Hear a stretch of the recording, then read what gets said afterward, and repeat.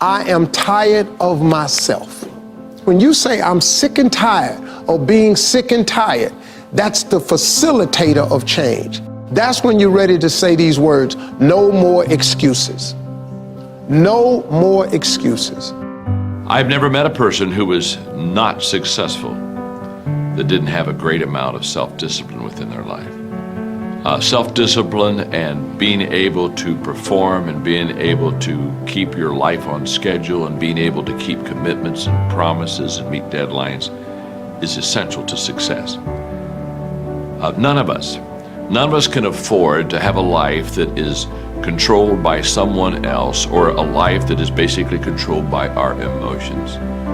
I learned many years ago that there are two kinds of people. There's the type of person who says, I'm going to wait till I feel like it before I do it. And then there's a person who says, I've got to do it so that I feel like it. One will never get anything done because they're still waiting to feel the moment to move. And the other person says, no, I need to move, and then I will begin to feel the moment. Sonia, self-discipline is essential in your life and in my life if we're going to get things done. So I have a challenge for every one of you this weekend. The challenge is simple. As you go through your weekend, and sometimes it's kind of hopefully an easier time of your week, ask yourself, am I practicing self-discipline in my life? Am I doing the things that I should do because I need to do them, or am I kind of waiting to feel the moment? If you don't know this quote, live by it. One can have no smaller or greater mastery than mastery over oneself. That's Da Vinci. Da Vinci did amazing things with his life. I wanted to do equally amazing things with mine.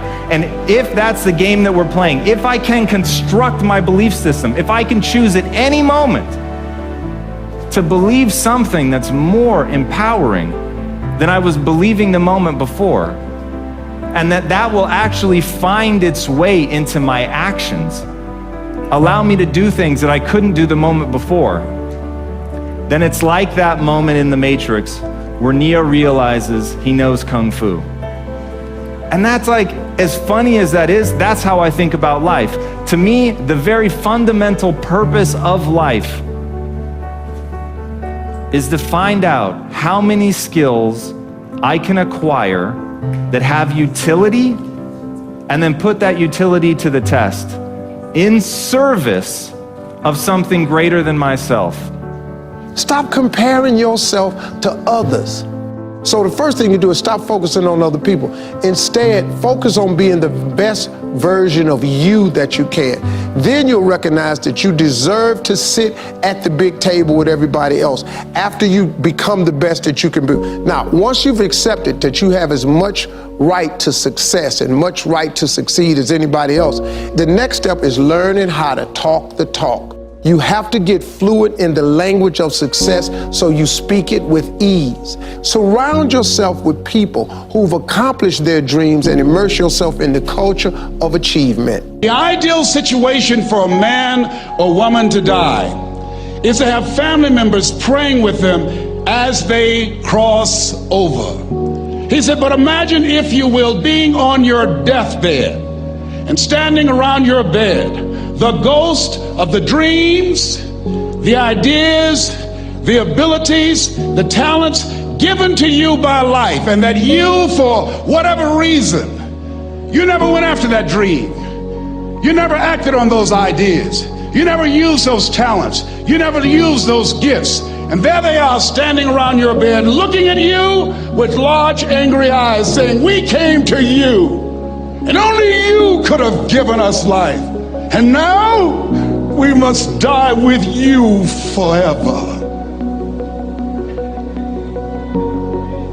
And the question is, if you died today, what dreams, what ideas, what talents, what books, what music, what leadership, what voice will die with you? Miles Monroe, great orator and speaker, said the wealthiest place on the planet, it's not in the Far East where there's oil in the ground. It's not in South Africa where there are diamond mines. He said the wealthiest place on the planet is the cemetery. Because there you'll find greatness that we've never seen. There you'll find talent and genius and potential never actualized.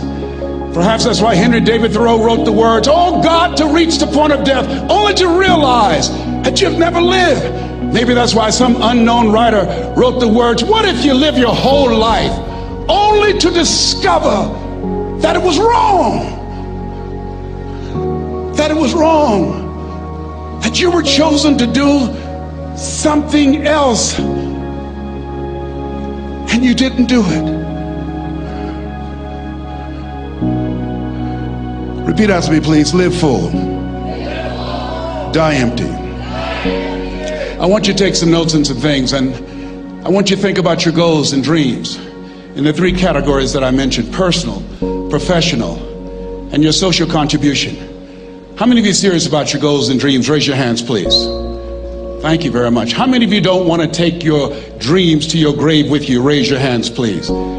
Very good. Shake someone's hand on your right and left. Look them in the eyes and say, "Get out of your head and step into your greatness." Do that right now, please. Say, "Get out of your head and step into your greatness." I want you to write this down. Let us say together, as you think about your goals and dreams, let us say together, "It's possible," together, please. Yes, write that down. See, ladies and gentlemen, as an entrepreneur, I've been an entrepreneur for 20 years. It's my 21st year. I could have been speaking and training for 34 years. But for 14 years, I was living in my head. For 14 years, I stopped myself. For 14 years, I used to go see Zig Ziglar, that I considered the #1 motivational speaker on the planet. Zig Ziglar and Tony Robbins, they're the best on the planet. Bob Proctor, they're the best on the planet. Jack Canfield, Mark Victor Hansen, T. Harv Eker. I would go and see them, and then I would leave, and my conversation with myself was, my heart would say, "I can do that." And then my mind would ask, how? How would you do that, Les Brown? See, when I was in the 5th grade, I was identified as EMR, labeled educable mentally retarded, put back from the 5th grade to the 4th grade. I failed again when I was in the 8th grade. I have no college training. And a man changed my life, and I'll never forget his name, Mr. Leroy Washington. He's in his 80s now, and he's blind from glaucoma, but he gave me a different vision of myself. I was in his class waiting on another student. He came in and said, "Young man, go to the board and work this problem out for me." I said, "Oh, sir, I can't do that." I said, "Why not?" I said, I'm not one of your students." He said, "Look at me." "Yes, sir. Go to the board and work the problem out anyhow." I said, "Sir, I can't do that." He said, "Why?" I said, "Sir, because I'm educable mentally retarded, sir. I'm in special education." And the students started laughing. They said, "That's Leslie. That's not Wesley. He's DT. Wesley is the smart twin." He said, "What does DT stand for?" I said, I'm the dumb twin, sir." And as the students laughed at me, he came from behind his desk, he looked at me and he said, "Don't you ever say that again. Someone's opinion of you does not have to become your reality."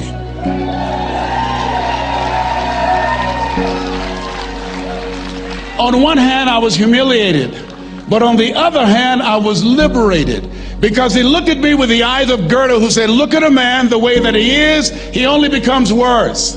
But look at him as if he were what he could be, then he becomes what he should be." And so we developed a relationship. And one of the things that I can just tell you as you think about your goals and dreams, all of us can say in a spirit of integrity that it's possible. That if anybody at any point in time lived their dream, then it's possible that I can live mine. And what I did was, I made a mistake. I looked at my goals and dreams, and my mind said, "How will you do that?" I went from my heart to my mind, and I stayed up there for 14 years. 14 years. I can't bring those 14 years back. Those years are gone. And I've made a mission in my life to help people to stop putting it off and procrastinating. How many ever thought about something you wanted to do and you procrastinated, you talked yourself out of it? Raise your hand, please. There's a proverb that says, if there's no enemy within, the enemy outside can do us no harm.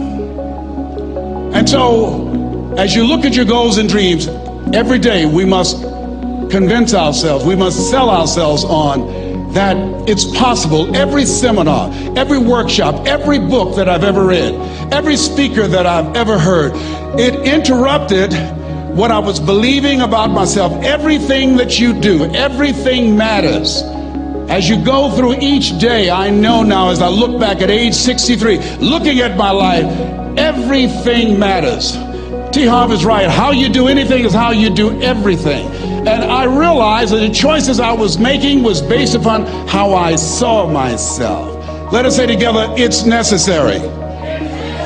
Write that down. It's necessary as you look at your goals and your dreams, it's necessary that you have a strategy and a game plan to change the story that you believe about yourself. And that's an ongoing process. I've discovered, and many people have, that what we do, what we accomplish, what we produce is a result of the story we believe about ourselves. My favorite book says, "Be ye not conformed to this world, be ye transformed by the renewing of your mind."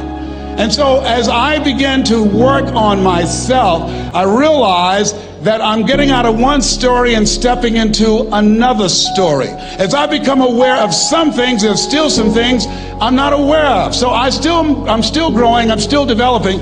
I'm like the lady who said, "Lord, I ain't what I want to be, ain't what I'm going to be, but thank God I sure ain't what I was." But I realized that you have to work on yourself on a regular basis, and write this down, for mental mindset. For mental mindset and stamina.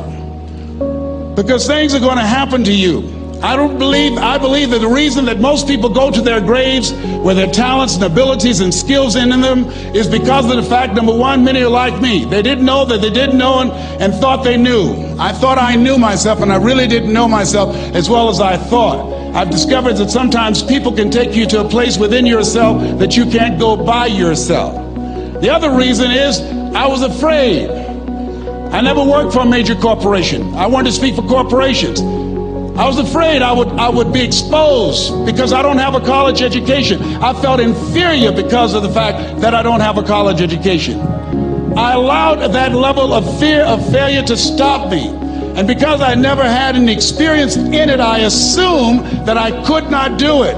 I was paralyzing myself by believing and assuming the limited part of myself as opposed to believing that I had something special.